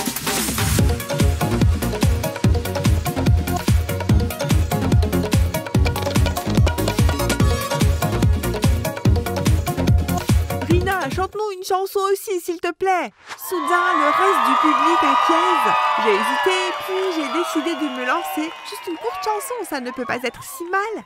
Cause I'm in the stars tonight. So watch me bring the fire and set the night alight. Le public se met à rire. Oh non, si seulement Harry Potter pouvait me prêter sa cape d'invisibilité maintenant. S'il vous plaît, aidez-moi. Soudain. Hey tout le monde, désolé pour les problèmes techniques. Il semble que le système de sonorisation ait été affecté, ce qui a provoqué une distorsion de la voix. Alors, pour ne pas vous faire attendre plus longtemps, que diriez-vous d'une performance acoustique pour la prochaine chanson dans laquelle Ariana et moi avons eu l'honneur de jouer avec Madame Demi-Grandé? Je vous assure que vous ne pourrez vivre cette expérience nulle part ailleurs. La foule applaudit si fort qu'elle a dû oublier ma prestation désastreuse. Dieu merci. Tout le monde appréciait sûrement cela. Je veux dire, qui pourrait les blâmer? Regardez-le, mon sauveur. Pas Harry Potter, mais Brian Willis, le meilleur chanteur du département vocal de notre académie. À la fin du spectacle, je me suis précipitée pour prendre une photo avec maman, mais il semble qu'elle était occupée. Je suppose que je la verrai à la maison. Ce soir-là, j'étais dans ma chambre en train de regarder des vidéos de la fête quand une vidéo de moi en train de chanter est apparue. J'ai fait défiler les commentaires. La belle voix de Demi n'a pas été héritée. Elle sait danser et jouer la comédie, mais elle ne sait pas chanter. Ça serait plus logique si Ariana était la fille de Demi. Juste à ce moment-là, maman est entrée pour me remercier du succès de l'événement et m'a vue découragée par ses mots. Ce n'est pas grave, Rima, profite de la danse ou de ce que tu aimes. Chanter n'est pas à la portée de tout le monde. Je n'arrivais pas à me sortir ces mots de la tête. J'étais la fille d'une diva et pourtant, j'avais l'air d'une grenouille. Si elles savent chanter, alors la fille de cette diva sait aussi chanter. Je me suis donc inscrite à des cours de chant en ligne, puis je me suis engagée comme première chanteuse soliste pour le concert annuel de l'académie. Tant que je m'entraînais dur, j'y arriverai, n'est-ce pas? C'est comme ça que j'ai perfectionné mes autres compétences. Maman m'a vue entraîner et a essayé de m'aider. Mais j'avais beau faire, je me trompais toujours de rythme. Je chantais comme si je lisais. Je chuchotais quand c'était trop bas. Je craquais ma voix quand c'était trop haut et je hurlais les mots. Chérie, pourquoi ne prépares-tu pas plutôt une danse? C'est plus ton truc. Laisse le chant à notre département vocal. Ariana le fera sûrement. Ariana par-ci, Ariana par-là. Je suis ta fille. Pas elle, je dois savoir chanter. Je regardais la liste des candidats inscrits et je me sentais nerveuse, mais Brian est apparu à côté de moi. Oh, tu veux suivre la voie du chant? Si c'est le cas, je te soutiendrai toujours. Il m'a remis du matériel pour un entraînement vocal de base. Je pensais à sa gentillesse quand Ariana et ses amis sont passés. Oh, alors toi et Brian, vous essayez de faire le solo d'ouverture? Non, juste moi. Évidemment, comment Brian pourrait-il rivaliser avec sa copine? Ariana est sa copine? Donc Brian ne m'aimait pas du tout, il était juste poli. Lui et maman pensaient que j'étais qu'une ratée et qu'Ariana était la tête d'affiche. Je me suis donc entraînée jour et nuit pour leur prouver qu'ils avaient tort. J'ai également posté un petit clip de mon chant sur le forum et j'ai dit que si les gens votaient pour moi, je donnerais un méga spectacle avec des chants et des danses. Le lendemain, l'école a annoncé les 2 premiers candidats ex aequo pour le solo d'ouverture, Ariana et moi. J'étais très excitée, mais j'ai entendu des murmures. Tu as voté pour elle, pour de vrai? Je veux juste voir à quel point sa voix peut être mauvaise. Ne soyez pas si méchante, c'est la fille de Madame Grandé. Bien sûr que mon vote va vers elle. Soudain, Enid, cette fille habituellement timide, est apparue et m'a félicité. Ne les écoute pas, Rina. Je crois que seule une personne aussi équilibrée que toi mérite de représenter la Glorious Rowley's Art Academy. Les mots gentils d'Enid m'ont vraiment donné de la force. Maintenant, je n'ai plus qu'à continuer à m'entraîner. Je suis si proche du but maintenant. Ce week-end, c'était la dernière répétition avant l'épreuve de sélection. J'étais extrêmement nerveuse et c'était la première fois que je me sentais aussi mal sur scène. Je n'étais pas aussi à l'aise et confiante que je l'étais en tant que comédienne ou danseuse. J'ai chanté en tremblant, mais je ne pensais qu'à ma gorge qui me démangeait. Je n'arrivais pas du tout à toucher les notes. Aurais-je pratiqué les mauvaises techniques? Pas du tout. J'ai suivi toutes les instructions que Brian m'a données. Si tu ne veux pas vraiment le faire, ne te force pas. Je ne me sens pas très bien aujourd'hui, alors je n'ai pas voulu en faire trop. Ne vous inquiétez pas, j'ai une magnifique performance en réserve pour tout le monde le jour J. Oh, Brian! Où étais-tu passé? Il faut qu'on répète notre duo encore une fois. Encore Ariana, elle doit essayer de se disputer avec moi.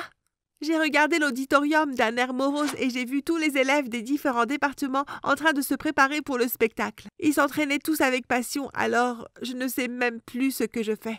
Mais comment puis-je sauver cette performance? J'étais au plus bas quand Enid est apparue à côté de moi. Tu veux qu'on fasse équipe?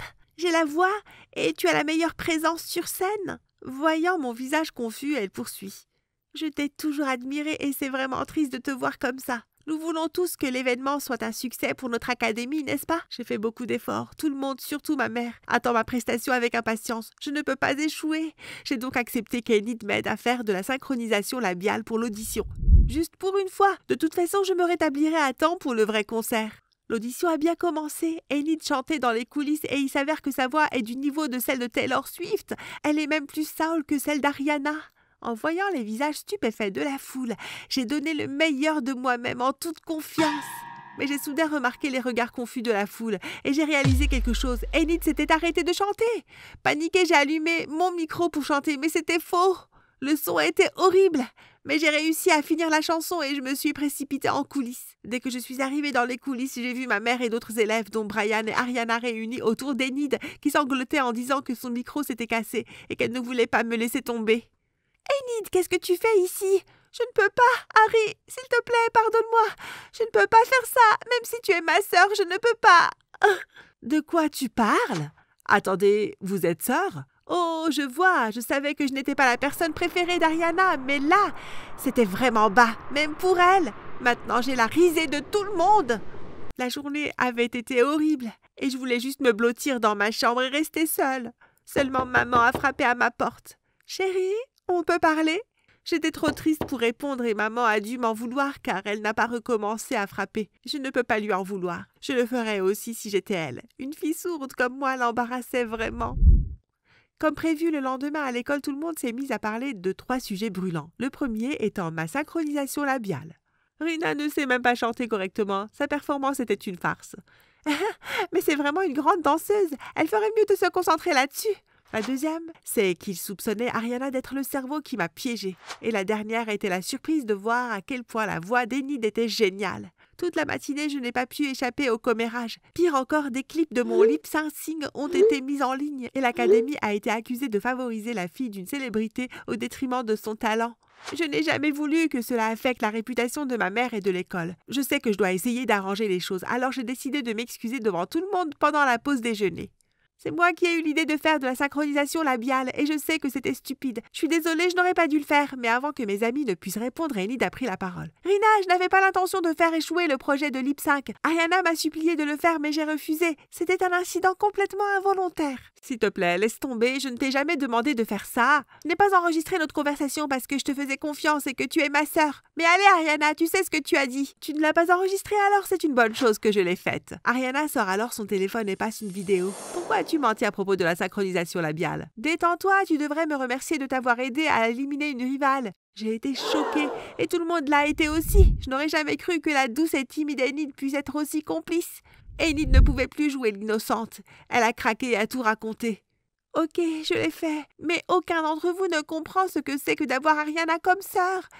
J'ai une belle voix, mais je ne peux pas rivaliser avec elle. Elle est belle et tout le monde l'aime, alors que je suis toujours la brebis galeuse. Sans compter que mes médicaments contre la migraine m'ont fait prendre des poids impossibles à enlever, si bien que je ne me sentais pas assez sûre de moi pour monter sur scène. Je voulais juste qu'Ariana goûte à l'échec pour une fois, qu'elle ressente ce que je ressens. J'ai donc utilisé Rina pour la battre, mais le micro a foiré et j'ai saisi ma chance de faire porter le chapeau à Ariana à la place. Tout le monde essaya encore d'assimiler ces révélations choquantes lorsqu'un garçon s'est levé. Voilà, tout est clair. Ce n'est qu'un projet égoïste d'une seule personne. L'Académie des Arts, GR, est pleine d'étudiants extrêmement talentueux. Arrêtez les rumeurs stupides. Il s'avère que ce type a diffusé toute l'affaire en direct. Maintenant que l'affaire est close, la crédibilité de maman et de l'Académie est rétablie. Mais ce drame est encore trop important pour moi. J'ai besoin de souffler un peu. En écoutant les oiseaux gazouiller autour de moi, j'ai commencé à me sentir plus calme. Mais c'est alors que j'ai vu Ariana s'approcher. Je suis désolée pour ma sœur. C'est vrai que je suis un peu jalouse de toi, mais je ne suis pas si méchante. Jalouse de moi? Mais tu es jolie, tu as une voix de superstar et tout le monde t'aime à l'école. Et toi, hein? Tu es belle, tu as de multiples talents. Tu sais faire de la musique, jouer la comédie et danser. Tout ce que je sais faire, c'est chanter. Bon, il s'avère qu'Ariana n'est pas aussi inaccessible que je le pensais. Elle est en fait gentille. Peut-être que je n'aurais pas dû la juger si rapidement. Soudain, Brian se précipite vers nous avec un air alarmé. « Calme-toi, tigre, je ne fais pas de mal à ta copine. Elle est toute à toi maintenant. »« Ta copine? Pourquoi es-tu ici et pas à la maison? » Je ne suis pas encore prête à affronter maman. Elle doit détester avoir une fille sourde d'oreille. « Rina, tu as tort de faire du lip-syncing, mais ce n'est pas de ta faute si tu ne sais pas chanter. Chanter n'est pas quelque chose d'obligatoire pour tous les êtres humains, n'est-ce pas? Mais sais-tu à quel point Madame Grandet est fière de toi? Elle se vante toujours de tes exploits et nous fait écouter tes vidéos de performance. Les sages paroles de Brian m'ont fait me sentir beaucoup mieux. Il avait raison, je n'aurais pas dû faire de la synchronisation labiale. J'aurais dû me concentrer sur les choses pour lesquelles je suis douée et rester moi-même. Après avoir parlé à Brian, je me suis sentie prête à rentrer à la maison et à affronter maman. Tout le monde s'attend à ce que je chante aussi bien que toi, et moi aussi, je pensais sincèrement que si je continuais à m'entraîner, j'y arriverais. Mais la vérité, c'est que je ne suis pas une chanteuse et que je ne le serai jamais. Je sais que tu es en colère contre moi, mais je ne peux pas être comme Ariana. Je suis vraiment désolée. Chérie, je ne veux jamais que tu sois autre chose que toi. Je suis tellement fière de toi et je suis désolée si mes actions t'ont semblé différentes. Je n'étais pas du tout en colère contre toi. Je voulais juste te serrer dans mes bras hier soir, mais je n'ai pas eu de nouvelles de toi et j'ai pensé que tu avais peut-être besoin d'un peu de temps pour toi. Alors tu n'es pas fâchée que je ne sois pas une chanteuse? Bien sûr que non, idiote. Je veux juste que tu sois heureuse et que tu fasses ce que tu aimes. Je suis contente que maman et moi ayons mis les choses au clair, mais je n'arrêtais pas de penser à Enid et pourquoi elle a fait ce qu'elle a fait. Alors ce soir-là, je lui ai envoyé un texto. La synchronisation labiale était une mauvaise idée, mais cela m'a permis de réaliser que personne n'est bon dans tous les domaines. Nous avons tous nos propres points forts. Le mien n'est pas le chant, mais le tien l'est. Ta voix est vraiment angélique, alors ne laisse rien t'empêcher de faire ce que tu aimes. Tu as raison, être un ange chanteur ne nécessite pas une silhouette en bâton. Merci, et je suis désolée. Je suis soulagée que tout soit réglé et qu'Enid ait appris la leçon. J'attendais anxieusement ma prestation dans les coulisses. Heureusement, j'avais Brian à mes côtés pour me soutenir, même s'il était un peu trop agité. Je ne suis que danseuse d'accompagnement. Va voir Ariana, c'est elle la star du spectacle. Ce n'est pas à moi qu'il pense, tu es sa seule et unique priorité. Et il a même abandonné la performance d'ouverture pour toi. Hein? Tu as vraiment fait ça pour moi? Ta priorité? Depuis quand? Ouais, depuis que je t'ai vu faire un MC le premier jour d'école.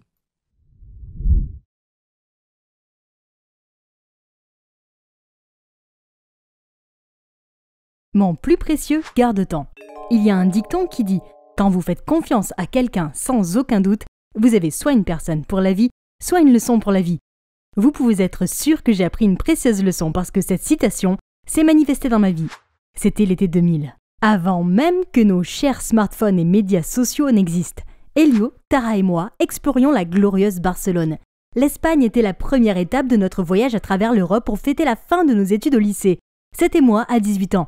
J'avais toujours voulu un partenaire à qui je pourrais confier ma vie et qui resterait avec moi. Mais les mecs avec lesquels je sortais étaient trop puérils ou égoïstes pour être considérés comme dignes de confiance, à l'exception de mon doux Elio. Il a toujours été très attentionné, mais bizarrement, il n'a pas réussi à apaiser mon anxiété. Au début, je voulais que nous fassions un voyage en couple, mais j'ai décidé que ma seule amie Tara se joindrait à nous, juste pour être sûre, à ma guise bien sûr. Seule Tara est restée amie avec moi, après que de nombreuses autres sangsues avides aient essayé de profiter de la richesse de ma famille. Bien sûr, je suis là, ma belle. Je pensais que tu pourrais te dégonfler sans moi. Elle me connaissait trop bien. C'est ainsi que notre voyage a commencé. Pourquoi Barcelone, me direz-vous? Je voulais me rapprocher de mes racines espagnoles, car mes grands-parents se sont rencontrés et mariés là-bas. J'espérais qu'Elio et moi serions comme eux. Après des semaines de restaurants Michelin, d'hôtels 5 étoiles et de boîtes de nuit haut de gamme, nous avons visité le marché de Las Ramblas, ainsi que des dizaines d'autres touristes. Oh! Est-ce qu'ils ne me voient pas volontairement? Je ne peux pas suffoquer entre des gens en sueur. Alors je nous ai fait sortir de la foule. Voilà de l'air frais, mais... Hé! Où sont Tara et Elio? J'ai cherché mon téléphone et je me suis soudain souvenu qu'Elio avait mon sac à main. Toute ma vie est là-dedans. Mon téléphone, mon argent, mon passeport. Ah! Police! Officier, s'il vous plaît, aidez-moi. Je suis perdue et je n'ai pas mes papiers sur moi. Mais pourquoi continuait-il à me regarder, puis à se regarder l'un l'autre? Oh! Ils m'ont compris. Puis, ils m'ont fait signe de les suivre, probablement jusqu'au commissariat. Quoi? C'est un hôpital? Ils me prennent pour une folle? Non, ce n'est pas possible. Qu'est-ce que je fais? Excusez-moi, vous avez besoin d'aide? C'est ce qui m'a fait sortir de ma crise de panique. Je me suis retournée et j'ai vu 2 top modèles masculins. Mon Dieu! Attendez! L'heure et le lieu, Michaela! Il s'avère que le type qui vient de m'approcher est Guzman. Il parle couramment l'anglais et est très sympathique. Quant au type froid, c'est Manu qui semble me regarder comme un extraterrestre. Je leur ai expliqué ma situation, puis ils m'ont conduit à l'ambassade des États-Unis. Heureusement, ils sont restés pour m'aider à parler au personnel de l'ambassade qui, je le crois, est le paresseux de Zootopia déguisé. Une éternité plus tard, Ils m'ont dit qu'ils allaient m'aider à retrouver Elio et Tara, mais que cela prendrait plusieurs semaines. Oh, c'est tout? Et moi, qu'en est-il? Je leur ai déjà dit que je n'avais ni argent ni passeport, n'est-ce pas? Ou est-ce que je reste? Comment vais-je survivre? À ce moment-là, Guzman m'a proposé de rester chez lui et de travailler dans le resto de sa famille en attendant. Ah, n'est-ce pas trop généreux pour une étrangère comme moi? Ces deux personnes, belles et serviables, pourraient être des appâts. Mais comme je n'avais pas d'autre choix, j'ai dû les suivre prudemment. C'était la première fois que je devais me débrouiller seule dans un endroit inconnu. Et le fait que leur maison soit un vieux restaurant un peu miteux n'a pas aidé. Monsieur et Madame Rios, les propriétaires, alias leurs parents, m'ont accueilli et nourri. Je ne savais pas si la nourriture était empoisonnée ou non, mais mon ventre qui gargouillait m'a convaincu de leur faire aveuglément confiance, pour l'instant. Ensuite, ils m'ont montré ma chambre. C'est gentil, peut-être un peu trop gentil, surtout pour un parfait inconnu. Est-ce que je vais me faire kidnapper comme quand j'avais 5 ans? Sans mon garde du corps, je vivrai au pays des merveilles des trafiquants d'êtres humains? Cette pièce n'est sécurisée que par un simple verrou coulissant, alors j'ai utilisé toutes mes forces pour verrouiller la porte avec cette armoire. Ouh, ouf, ça devrait suffire. Je n'ai pas pu dormir beaucoup et je me suis levée assez tôt, mais il m'a fallu un certain temps pour enlever ma barricade et descendre. Ouf, je n'ai pas fait ça, sinon je risque de faire une scoliose. Au petit déjeuner, ils m'ont demandé comment j'allais. Je n'ai pu que marmonner quelques phrases espagnoles apprises à l'école et j'ai prié pour que mes ancêtres espagnols m'aident, mais leur réponse était trop rapide pour que je les comprenne. En outre, on aurait dit qu'ils utilisaient une autre langue pour communiquer. Sentant ma confusion, Guzman a expliqué que les habitants de Barcelone parlaient le catalan dans la vie de tous les jours, et non l'espagnol standard. Oh, c'est vrai. Soudain, je me suis sentie si seule parmi eux. Sans surprise, lorsqu'ils ont ouvert, on m'a confié la tâche de laver la vaisselle et d'organiser la salle de stockage parce que je ne parlais pas un mot de catalan. Chez moi, les femmes de ménage et les domestiques s'occupaient littéralement de mes moindres gestes. Alors travailler ici était une véritable torture, sans parler de la chaleur qui m'épuisait. Ma lenteur me valait le regard de Manu, son froncement de sourcils agacé ou parfois quelques mots qui n'étaient pas très gentils. Heureusement, Guzman était là pour me soulager comme d'habitude. « Je suis désolée, je ne sais pas ce que je fais. »« De nada, tu fais de ton mieux, jeune fille. Ne t'inquiète pas pour ce chagrincheux. » Pourtant, Manu n'était qu'un de mes nombreux problèmes. Tout me paraissait confus, de la façon de lire l'heure au système métrique. Sans compter que les repas en Espagne avaient toujours 2 heures de retard. Je jure que j'ai failli m'évanouir à cause de l'hypoglycémie les premiers jours. Mais aujourd'hui, Manu a soudainement demandé que je prenne la commande d'une table. Peut-être qu'ils ont senti ma nervosité et qu'ils ont pointé du doigt ce qu'ils voulaient sur le menu. Gazpacho et pâte au pesto, j'ai compris, appelez-moi Bear Grylls. Improviser, s'adapter, surmonter, c'est ce qu'il faut faire. Un peu plus tard, j'étais dans la cuisine quand j'ai entendu du bruit à l'extérieur. Je suis sortie et j'ai réalisé que le client de tout à l'heure était en train de tousser violemment. Qu'est-ce qui lui arrive? J'ai vu Monsieur Rios se précipiter vers sa compagne, lui poser quelques questions et vérifier ses pâtes à moitié mangées. Son visage est soudain devenu pâle et il a immédiatement appelé une ambulance. « Michaela, n'as-tu pas entendu qu'il avait dit qu'il était allergique aux noix ?»« Peut-être. Il m'a dit que sa nourriture ne devait pas contenir de noix parce qu'il est allergique, mais cela m'est passé au-dessus de la tête. Dieu merci, l'ambulance est arrivée à temps et il s'en est sorti. Néanmoins, Monsieur Rios a dû s'excuser et le repas a été offert par la maison. Et moi, Manu m'a fait part de son mécontentement. Pourquoi est-il en colère contre moi? Il savait que je ne parlais pas leur langue, mais il m'a fait prendre leur commande. J'aimerais parler catalan pour pouvoir le virer sur le champ. Je suppose que je vais devoir me virer moi-même. Adios! Je marchais sans but quand Manu et Guzman m'ont trouvé. Ils m'ont dit qu'ils me cherchaient partout. L'expression maladroite de Manu ne correspondait pas du tout à son apparence habituelle. « Désolé, tu ne connais pas le catalan? Je ne connais pas l'anglais. On s'est mal compris. Rentre à la maison s'il te plaît, d'accord ?» Je savais maintenant que ce type semblait froid uniquement parce qu'il ne parlait pas anglais. Voyant leur sincérité, je les ai suivis. Mais est-ce que je rentrerai un jour chez moi? Et si je ne revoyais plus jamais mes amis et ma famille pour le reste de ma vie? Le lendemain, je me suis rendue à l'ambassade des États-Unis et j'ai reçu des nouvelles choquantes. Elio et Tara n'avaient pas seulement quitté Barcelone, mais aussi l'Espagne il y a 1 semaine. Pourquoi ne m'avez-vous pas informé que vous les avez trouvés? Oh, nous allions le faire demain. Ils sont partis de toute façon. Qu'est-ce qu'il y a de drôle là-dedans, espèce de crétin? Peu importe. Brûler cet endroit ne résoudrait rien. Mon monde s'est déjà effondré. Qu'est-ce que j'ai fait pour mériter ça? Pourquoi suis-je entourée de gens cruels? Ma paranoïa s'est avérée juste une fois de plus. Je ne peux faire confiance qu'à moi-même. J'ai demandé à la famille Rios si je pouvais vivre avec eux plus longtemps. Ils m'ont assuré que je pouvais rester aussi longtemps que nécessaire. Ils ne peuvent pas non plus te joindre maintenant. Ils n'ont pas pu t'abandonner. Peut-être qu'ils ont juste cherché un moyen de t'aider. Courage, princesse. Ton diadème va tomber. L'hospitalité et l'énergie positive de cette famille sont incomparables. Pourtant, j'étais triste de ne pas pouvoir rentrer chez moi tout de suite. Quelques jours plus tard, à ma grande surprise, Manu m'a proposé de prendre des cours de catalan. En échange de quoi, je devais lui enseigner l'anglais. Lui était très naturel. Moi, par contre, j'avais l'impression d'être née avec la mauvaise langue. Chaque fois que Manu s'énervait contre moi parce que je faisais des erreurs, je le bombardais de questions pour le distraire. Pourquoi utilise-t-on ici le Celsius et non le Fahrenheit? Pourquoi le catalan et pas l'espagnol? Et qu'est-ce que c'est que cette siesta? Je vous jure que c'est comme si toute la ville tombait en panne au milieu de la journée. À première vue, mes questions semblaient agacer Manu, mais il a répondu à chacune d'entre elles. Je voyais sa froideur fondre peu à peu. Le temps a passé et mon catalan s'est amélioré. Aujourd'hui, j'ai même discuté avec les parents de Manu pendant que je travaillais. Ils m'ont dit que ce resto avait été créé il y a quelques générations et que de nombreux couples en difficulté s'y arrêtaient. Mais l'amour finit toujours par l'emporter, parce que notre nourriture les guérit tous. Cela peut sembler romantique, mais en effet, c'est parce que l'arrière-grand-père aimait être un gourou de l'amour, tandis que l'arrière-grand-mère souhaitait être une thérapeute de couple. Depuis, grâce à Manu et à mes collègues, ma vie est devenue beaucoup plus facile. Chaque fois que je faisais une erreur, ils m'offraient leur aide ou leurs conseils. Une fois, je me suis perdue en livrant de la nourriture et je suis partie pendant un long moment. Mais à mon retour, ils ne m'ont pas critiqué. L'un d'eux a même plaisanté que je ne connaissais pas le quartier parce que je sortais rarement. Guzman a donc proposé que nous allions à la plage après le travail. Un peu de vitamine C, c'est ce dont j'ai besoin. Hein? Mais seul Manu m'attendait après notre service? Il n'y a que nous. Guzman est avec sa copine. Guzman, tu es un petit magouilleur effronté. Mais ce n'est pas un rendez-vous galant, d'accord? Juste deux amis qui apprennent à se connaître. Je pensais initialement que nous allions marcher le long de la Rambla et arriver à la plage de Barceloneta. Mais Manu m'a amené à Playa Badalona qui est un peu plus loin, mais plutôt vide et splendide. C'est étrange que TripAdvisor n'ait pas mentionné cet endroit. Manu a sorti une bouteille de cava, une spécialité barcelonaise. Waouh! C'est trop cher, tu es sûr que je peux la prendre? Tu as travaillé dur, tu mérites de t'amuser fort. Oh! Si attentionné, il pourrait me faire rougir. Puis, nous avons porté un toast à mon arrivée chaotique ici. C'est ça le truc. Avec Manu, j'ai pu voir un côté ordinaire de Barcelone. Je n'ai pas souvent l'occasion d'être dans un endroit aussi beau. Je devrais m'adapter davantage.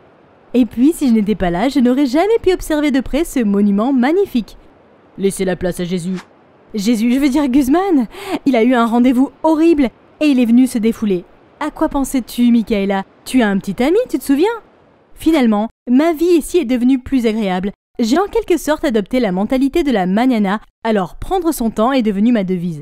Je me suis rendu compte que l'inventeur de la siesta était un génie. Les gens jouaient parfois des chansons, tandis que d'autres chantent ou dansent au rythme de la musique. Les Espagnols semblent attacher plus d'importance à la qualité de vie que les Américains. À ce propos, j'ai encore le mal du pays de temps en temps, et Manu est le seul qui semble le remarquer. Tu peux me parler à tout moment, rassure-toi, nous sommes tous heureux de t'avoir ici. Ok, j'ai peut-être un tout petit béguin pour lui. Non! Concentre-toi, Michaela. Pense à Elio, ton petit ami. Je me demande comment lui est à Ravon. En parlant du diable, je les ai revus le soir même, lors d'une émission de télévision sur le tourisme à Marseille en France. Et ils prétendaient sans vergogne être en couple. Je n'en revenais pas. Mais sans mon passeport, je ne pouvais pas les rejoindre. J'ai donc demandé à Manu et Guzman d'y aller, et ils ont accepté. Ma petite, ne t'inquiète pas, je suis plus qu'heureux de rendre ces traites à la justice en ton nom. Quoi qu'il arrive, je leur serai éternellement reconnaissante, à eux mes anges gardiens. Ils sont revenus quelques jours plus tard avec mes affaires, mais Manu a dit que ces deux-là n'ont montré aucun remords et qu'ils ont rejeté toute la responsabilité sur moi. Dès que je les ai vus, j'ai su que ces deux-là faisaient la manche. Crois-moi chérie, ils n'ont pas un sou. Mais j'avais encore des questions. J'ai donc immédiatement appelé Tara et le chaos s'est installé. Tara m'a dit que ma paranoïa et mon entêtement l'avaient fatiguée, tout comme Elio. Nous n'avons rien dit pendant tout ce temps parce que nous ne voulions pas te faire de mal.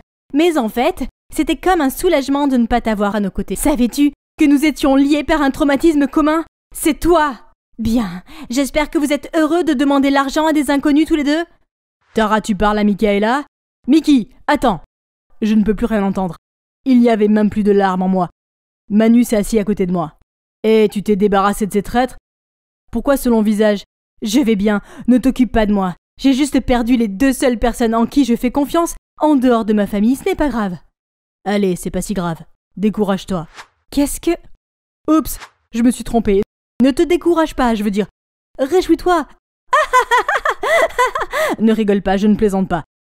Depuis que tu es ici, tu es devenue beaucoup plus indépendante, n'est-ce pas? Tu es une fille forte et résistante. Il a raison, et pas seulement parce que je l'aime bien. J'ai été tellement prise par tout ce que je n'ai pas réalisé que je confiais ma vie à celui que je connaissais à peine. J'ai tellement compté sur lui et sur sa famille.